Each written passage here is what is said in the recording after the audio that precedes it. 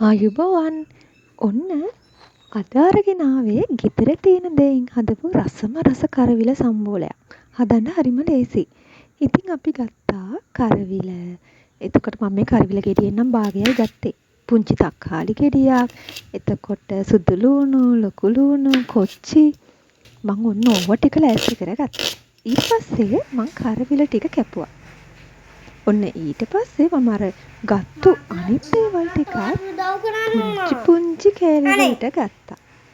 ඔන්න ඒ අස්සෙන් මගේ පුංචි මැණිකත් ඇවිල්ලා මට උදව් කරන්න. ඉතින් ඔන්න අපි දෙන්නම තමයි මේක හැදුවේ.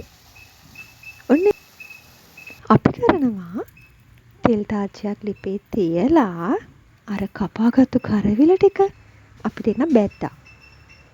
ගොඩක් දුඹුරු පාට වෙනකම් බැඳගත්තේ නැහැ. මොකද ටිකක් අම්මුවට තියෙනකොට ගොඩක් රසයි. ඒක බැදිනකම් මම අර කපාගත්තු අනිත් ඒවා ටික එකට මිශ්‍ර කෙරුවා. ඒකත් දාලා අර මිශ්‍රණයට ටිකක් හොඳට මිශ්‍ර කෙරුවා. මම මේකට දැම්මේ කෑලි මිරිස් සහ ලුණු. තව වෙන මොනාර දාන්න පුළුවන් මේකට. ඔයාලා දාන්නේ මොනවද? මටත් කියන්නකෝ. එහෙනම් හදලා බලලා රස කොහොමද කියලා කියන්න. ගිහින් එන්නම්.